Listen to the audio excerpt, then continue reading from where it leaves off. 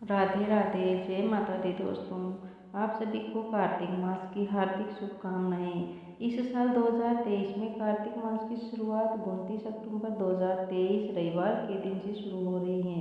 कार्तिक मास 27 नवंबर तक चलेगा। कार्तिक मास का समापन कार्तिक पूर्णिमा के दिन होता है। इस दिन लोग विशेष तौर पर गंगा में स्नान करने जाते हैं। तो चलो कार्तिक मास की कथा शुरू करते हैं। किसी गाँव में एक बुजुर्ग महिला रहती थी।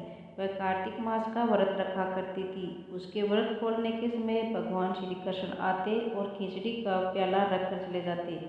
बुजुर्ग महिला के पड़ोस में एक औरत रहती थी। वह बुजुर्ग महिला को देखकर ईर्ष्या करती कि इसका कोई नहीं है, फिर भी इसे खाने के लिए खिचड़ी मिल ही जाती है। एक दिन कार्तिक महीने का स्नान करने बुजुर्ग महिला गंगा नदी पर गई। पीछे से भगवान कृष्ण उनके लिए खिचड़ी रख गई। पड़ोसन ने जब खिचड़ी का कटोरा रखा देखा तो वह कटोरा उठाकर घर के पीछे फेंक आई। कार्तिक स्नान के बाद बुजुर्ग महिला ने घर आकर देखा कि आज खिचड़ी का कटोरा नहीं है। वह भूखी ही रह गई। पड़ोसन ने जहाँ खिचड़ी गिराई थी वहाँ एक पौधा उगा जिसमें 2 फूल खिले। एक बार एक राजा उस नगर से निकला तो उसकी नज़र उन दोनों फूलों पर पड़ी। वो उन्हें तोड़कर घर ले आया। घर आकर उसने वह फूल रानी को दिए, जिन्हें सूंघने पर रानी गर्भवती हो गई। कुछ समय बाद रानी के 2 पुत्रों को जन्म दिया।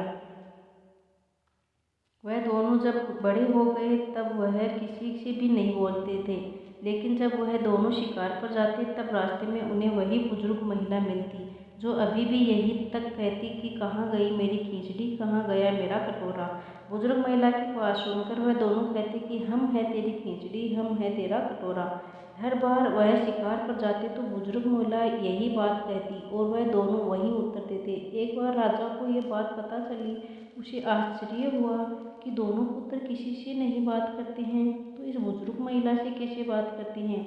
राजा ने बुजुर्ग महिला को राजमहल बुलवाया और कहा कि हमारे पुत्र हमसे बात नहीं करते हैं, तो तुमसे यह कैसे बोलते हैं। बुजुर्ग महिला ने कहा कि मुझे नहीं पता कि ये कैसे मुझसे बोल लेते हैं। मैं तो कार्तिक का व्रत करती थी और भगवान कृष्ण मुझे खिचड़ी का कटोरा भरकर दे जाते थे। एक दिन मैं कार्तिक स्नान पर वापस आई तो मुझे वह खिचड़ी नहीं मिली।